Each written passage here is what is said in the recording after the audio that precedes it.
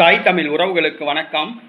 அமைச்சர் பதவி கேட்கின்றார் ஜோசப் விஜய் அதிர்ச்சி என்ற தலைப்பில் இந்த காணொளியை காண்கிறோம். அமைச்சர் பதவி கேட்கின்றார் ஜோசப் விஜய் அதிர்ச்சி என்ற தலைப்பில் இந்த காணொளியை காண்கிறோம். மே மாதம் 10ஆம் தேதி தமிழக முதலமைச்சராக ஜோசப் விஜய் பதவியேற்றார். 34 அமைச்சர்கள் தற்பொழுது உள்ளனர். 2 பேர் காங்கிரஸ் கட்சியை சார்ந்தவர்கள், ஒருவர் இந்திய யூனியன் முஸ்லீம் லீக், ஒருவர் விடுதலை சிறுத்தை கட்சி.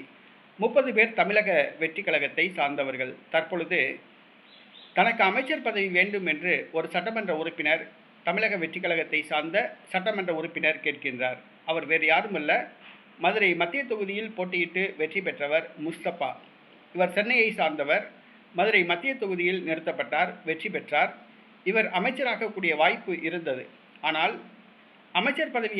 அமைச்சரவை பொறுப்பேற்பதற்கு முன்பாக, அமைச்சரவை பதவியேற்பதற்கு முன்பாக சனாதனம் பற்றி தேவையில்லாமல் பேசி சர்ச்சையில் சிக்கிக் கொண்டார்.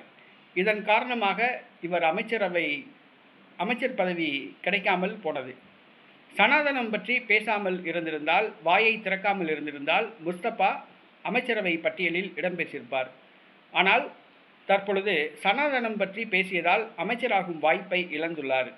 தற்பொழுது தனக்கு அமைச்சர் பதவி வேண்டும் என்று முஸ்தபா கேட்டுள்ளார். புஷி ஆனந்த், ஆதவ் அர்ஜுனா மூலமாக நெருக்கடி கொடுத்து வருகிறார். ஜோசப் விஜய் அதிர்ச்சியில் உள்ளார். ஏற்கனவே தமிழக வெற்றி கழகத்தை சார்ந்த 30 பேர் அமைச்சர்களாக உள்ளார்கள். தற்பொழுது முஸ்தபா அவர்களும் தனக்கு அமைச்சர் பதவி வேண்டும் என்று கேட்கிறார். யாராவது ஒரு அமைச்சரவை நீக்கினால்தான் முஸ்தபா அமைச்சராக முடியும் என்பது குறிப்பிடத்தக்கது. தற்பொழுது 34 அமைச்சர்கள் உள்ளார்கள். இதுவே அதிகம்.